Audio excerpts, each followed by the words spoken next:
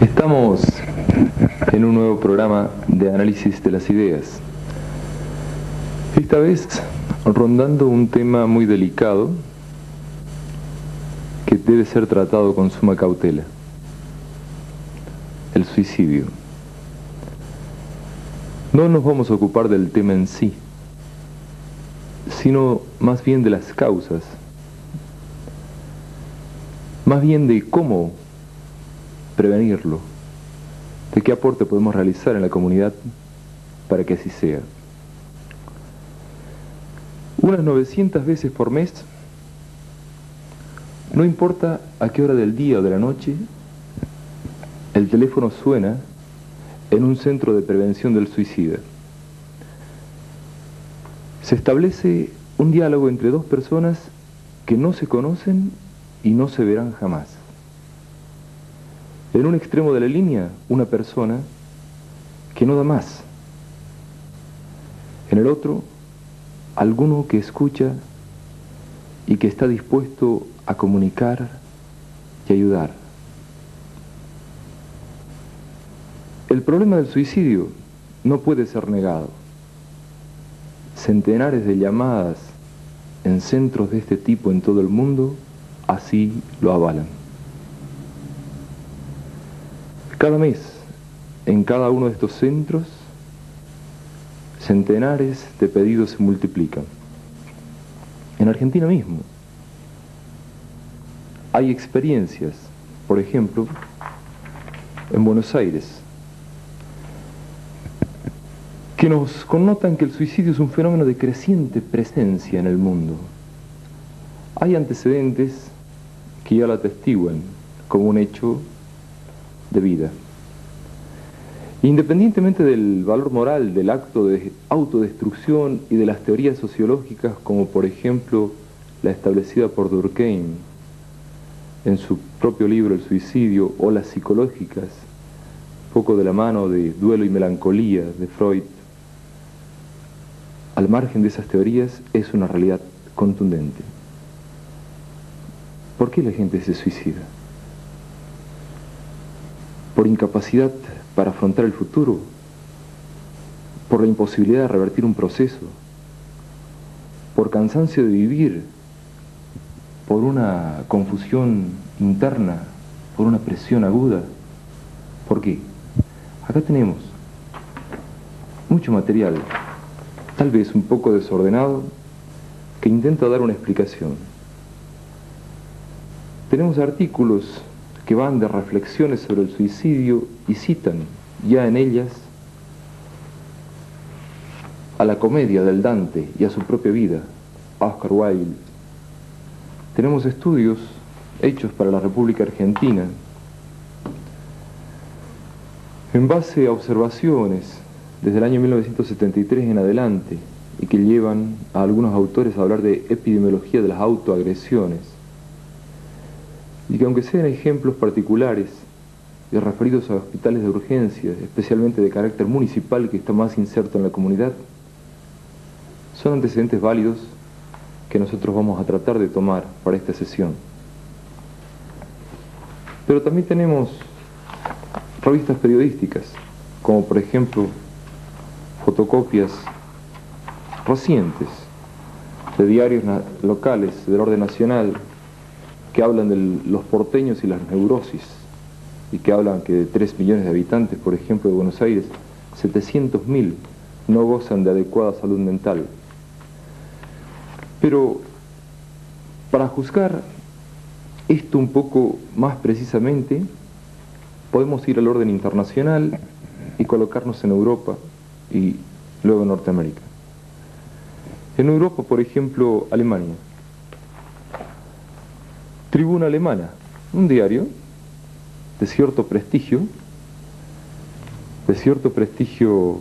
internacional y que se edita en castellano para la República Argentina y otros países de Latinoamérica. Dice en un título: creciente cifra de suicidios. Y este es Tribuna Alemana del 28 de noviembre del año 84. Y se subtitula el artículo: se debería prestar mayor atención a los síntomas. en tan solo un año se han suicidado 14.000 ciudadanos de la República Federal de Alemania, y de ellos 1.500 son niños y adolescentes. Por supuesto, el artículo sigue hablando de causas y posibles prevenciones. Pero tenemos entre nuestros antecedentes un informe grueso del Ministerio de Salud Pública y de la Familia de Bélgica, que habla de la tendencia creciente de suicidios en Bélgica en 1955-1980. Que pese a tomar esos años, se reafirma hace poco con la visita de Víctor Frank, creador o uno de los exponentes máximos de la logoterapia, que acaba de dar más o menos una tendencia similar, la tendencia creciente de suicidios en Europa. Y acá en este documento, muy denso, nos da algunos cuadros y cifras que nosotros vamos a buscar demostrar a los televidentes en forma más clara en un intermedio. Pero leyéndolo y anticipándolo aquí, tenemos, por ejemplo, que en Dinamarca, que es en el año 75 el país que más elevado porcentaje de suicidios tenía un 23,77% por cada 100.000 habitantes. De cada 100.000 habitantes por año, 23 se suicidaban. 23% se suicidaban. Pasó ese porcentaje de 23% en el año 75 al año 80 en un 32%. Bélgica, que es el caso que nos ocupa, tiene una de las, después de Dinamarca, prácticamente el porcentaje más elevado de todos los países de Europa Occidental, con un 22% en el año 1980 cada 100.000 habitantes. Ningún país se queda atrás, y aquí está Alemania, Francia, Italia, los Países Bajos, Holanda, Luxemburgo, Inglaterra, Irlanda, Dinamarca, Grecia. En Norteamérica,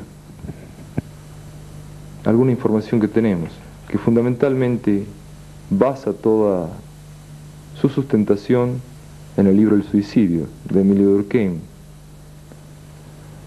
Dice 22.000 adolescentes americanos entre los 15 y 19 años se suicidan anualmente en Estados Unidos.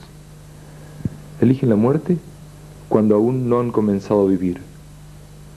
Las causas detectadas, como siempre, son múltiples. Varían, dice, desde la gordura hasta las consecuencias de la guerra de Vietnam. Es un artículo de la década pasada. Pero para muchos hay un único y gran culpable. Reitero esta parte del artículo. Pero para muchos hay un único y gran culpable: los padres. También hay otro campo en el cual aparentemente hay estudios realizados. Este es un informe de lo que se llama Biblioteca Harvard de Administración. Es un artículo de Harry Levinson y habla del suicidio entre los ejecutivos. Y comienza narrando el suicidio de dos ejecutivos, uno por salto al vacío y otro por suicidio con un arma de fuego.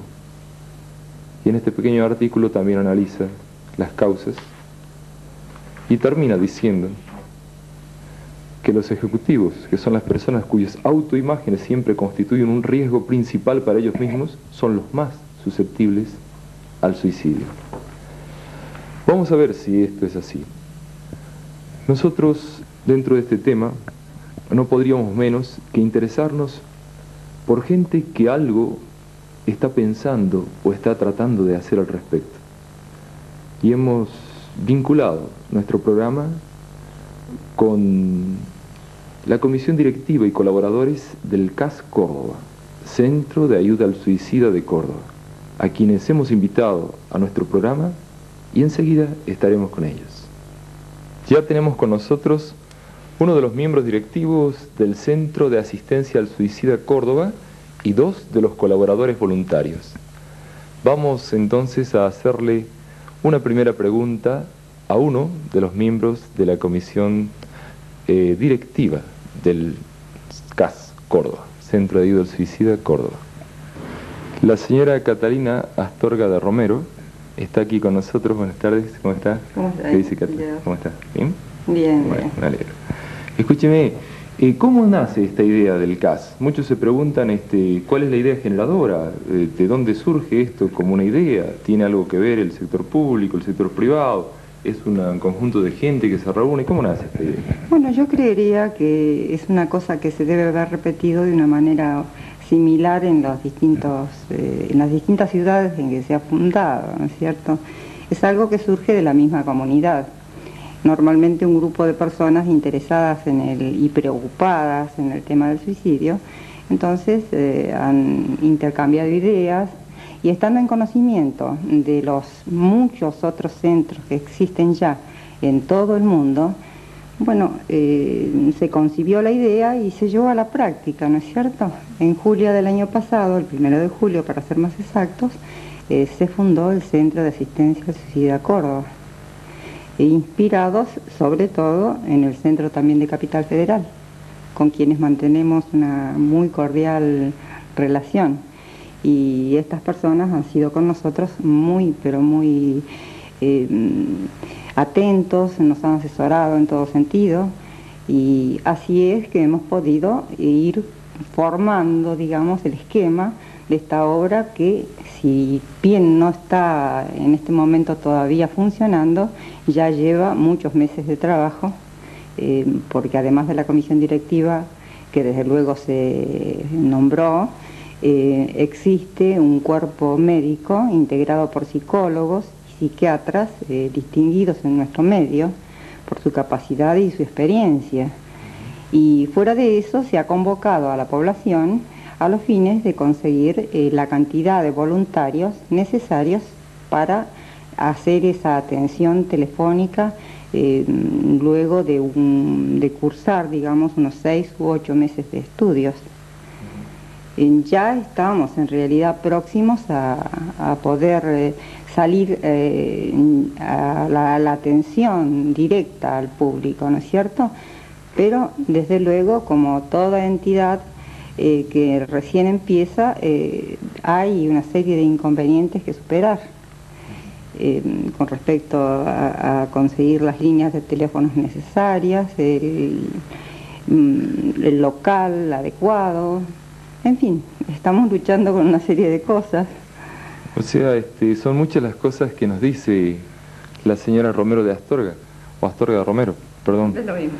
Pero en realidad la primera parte sería que hay un grupo conformado de gente, incluso con distintas disciplinas, que incluye profesionales para el tratamiento de los temas, que habría objetivos claros aparentemente dentro de la gente que está trabajando, que hay colaboración de la comunidad como voluntarios, pero que a su vez intuyo, por lo que dice, que no está funcionando el CAS aún, por problemas que el CAS mismo tiene de tipo material. Así es, licenciado. Pero, por ejemplo, los objetivos del CAS, ¿cuáles serían? O sea, ¿qué brindaría a la comunidad? ¿Cómo actuarían, aunque todavía no